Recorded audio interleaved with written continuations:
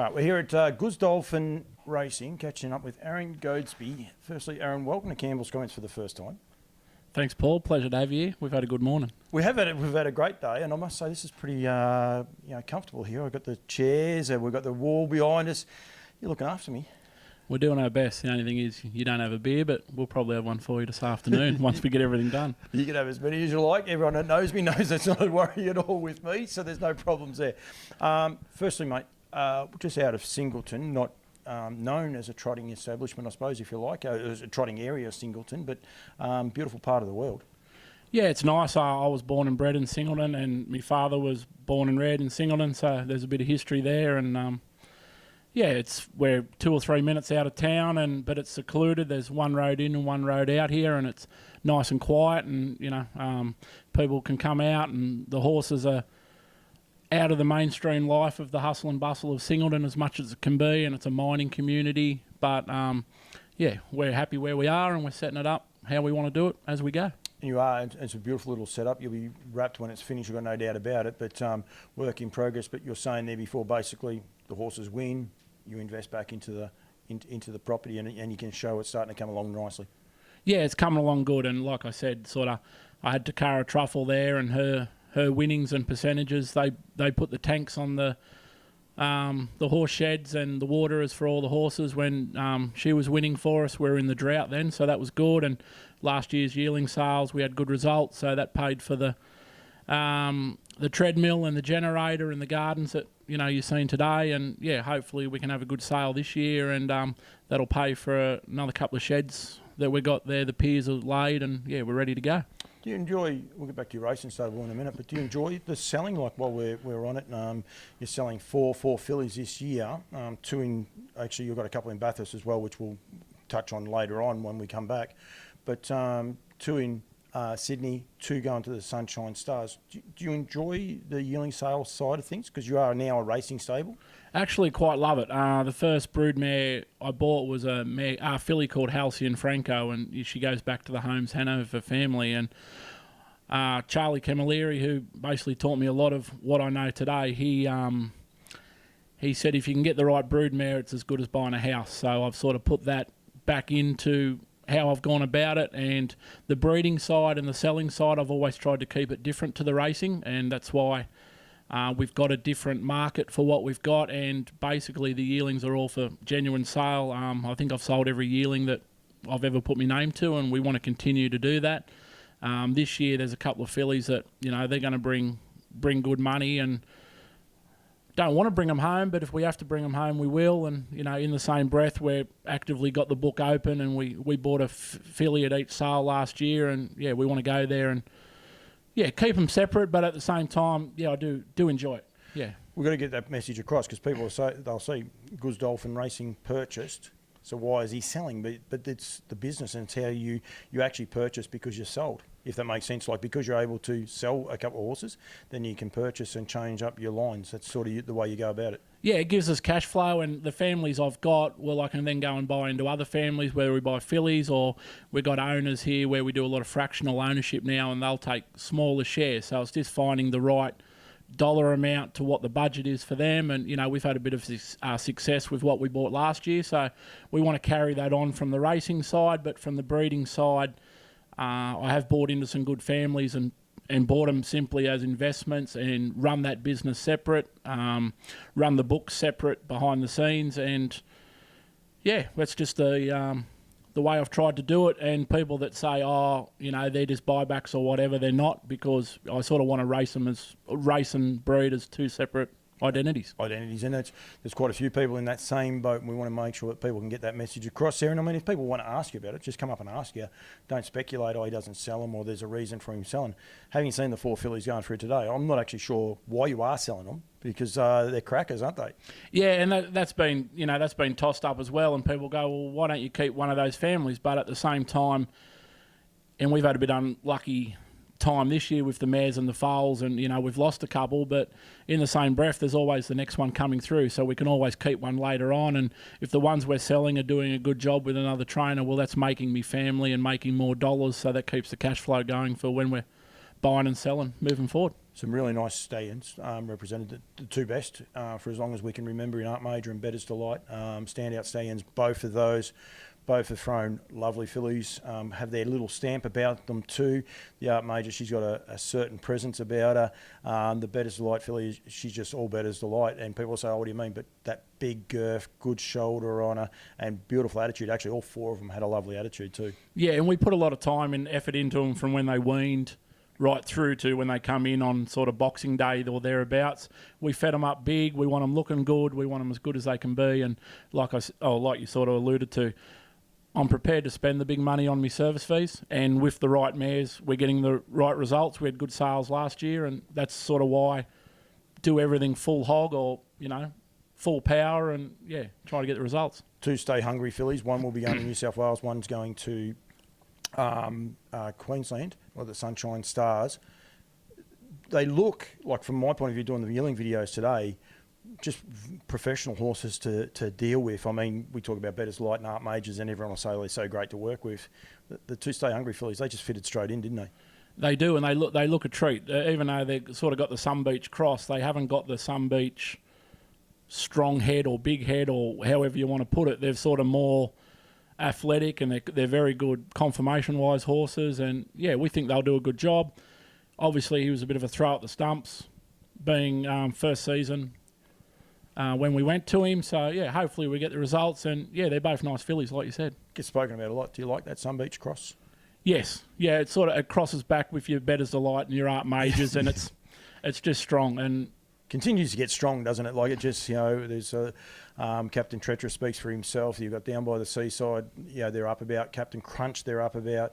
I'm going to miss someone. There's no problems there at all. I try to think of the other horse at the minute. But people are very, very, Huntsville's, there's so many of them that people are really excited about that Sun Beach stay in line coming through. And the Stay Hungry's people get their tail up a bit with him too. Yeah, and especially from the vendor side, because they're usually such big and strong animals that, you need a horse that on the day that has presence, has good conformation, walks strong. When you do your videos, they really stride out, and that, that's what you want to do. You got to sort of breed to the best to have the best, and the right size and conformation's a good head start before we get there on sale day. One of the Stay Hungries is one of Brad Elder's. Yep. It's the last horse in the sale, but the other three are yours. But you guys are preparing them all. We want people to realise, so the last horse in the Sydney sale, which is lot number 235. 235, is going to be prepared, is prepared here because I did the video here today. And so we want people to be aware of that. Outside preparing, is that something that was on Goozdolphin's radar or something to do? And do you enjoy it? It wasn't, and sort of Brad sent me a text there, and he said, hey, can you prepare his horses? We've pre-trained a few and educated a few for him this year. And at the time, we sort of had the 5 and said, oh, what's another one? Bit of a communication or managerial error. Probably, Brad's name's still on the papers, but, we've done all the work here, and we're talking to Nutrien at the moment to see if we can get them moved a bit closer together on sale day so we can keep it a bit simpler. But Brad's lot 235, the Stay Hungry filly, she's definitely here. And if you can't find her on the day or there's no one about, obviously come and find myself or Daryl, and we'll try and point you in the right direction if it's not near us, because she is a nice filly. I must give your staff a rap too, because they're terrific to work with, both Daryl and Renee. Hey, Renee? Yeah, Renee. You got the name right. You'd be lost without staff. Oh, yeah, very good to me. Daryl's a champion. He's sort of been there and he's done it all. He's been to Coolmore, he's been to Varley, Darley, Vinery, you name it. He's been everywhere and can do anything. And, everything he does, he likes to do 100% and put the effort in. And, you've seen it this morning. And like I alluded to, I've got the yearlings in work, and yes, they're in my name. But when it's time to prepare them and wash them, I go to work because they're fussy, they're hands-on, and they like to have them looking good. And, I just feed them and go to work, and takes the stress away from both of us. It's the other part of your business. You have another business as well, but you do train horses. What's the ideal number of horses in work for you?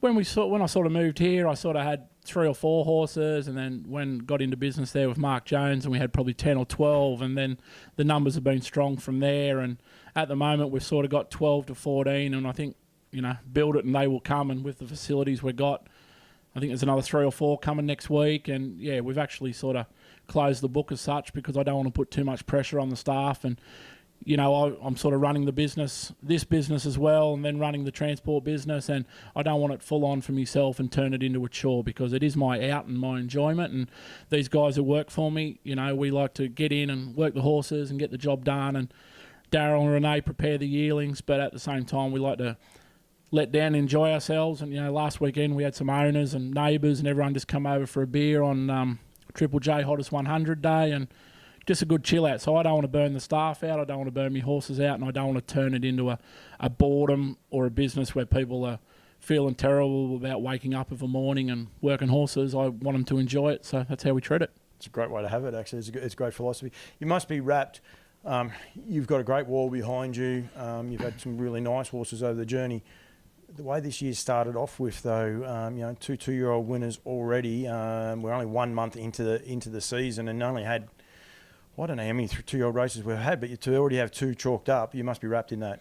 Yeah, we sort of went to the sales there last year, and we sort of put our balls on the line a bit, and we bought a nice Vincent filly at Nutrien, and then we backed up with an Art Major filly at APG, and then I went to Bathurst and picked out a Hurricane King Cole, plus the few homebreds we got. We got 6 2-year-olds here now. 6 are they're all qualified, ready to race, so we'll find races here for them very shortly. And 2 of them I snuck up to Brisbane, and the Hurricane King Goal, she got all the bonuses, and the Vincent filly, well, she's won 2 up there. So we've had a good start to the year, but at the same time we put a lot of time and effort into them, and we sort of turned it into a clinic or a procedure on how we did things. They were 8 weeks in, 6 weeks out, 6 weeks in, 8 weeks out. But at the same time, we never bustled them, and they just kept getting better and better. And I think the results are starting to show with what we've done. The Hurricane King Cole filly, she won the second 2-year-old they ran in Queensland. Did you like her to work with? Because I know there's a few on offer in Queensland. It's a horse that a lot of people probably don't know a lot about. But how did you find him to work with? Yeah, she's only a nice little filly, and she's actually, if you laugh, if anyone wanted to come out and have a drive of a morning, they'd come and drive her. She went straight into a pace. As soon as she went into the cart, she just bowls along. She followed horses.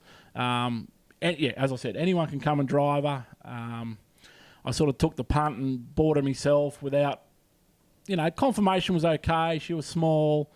The page was okay. And, it was good. We went up there and got the bonus, and, she got a purchase price plus a little bit back in one go. Sentimental day wearing the little fella's colours, so that was good too. So it was like a perfect day, perfect result. So, we brought her back now, and we've got 2 fillies with 2 winners, so we're sort of aiming them towards the pink bonnet. And the Art Major, we bought at the Gold last year. She'll start in the next week or 10 days, and that's our goal, to have 3 in the pink bonnet this year. And that Art Major, she's related to one of the fillies you're selling, actually, I think. Is she not in the sales? Have you got one, or just qualified the other day? I've got you thrown you under the bus here. Did you have one of the ones qualified?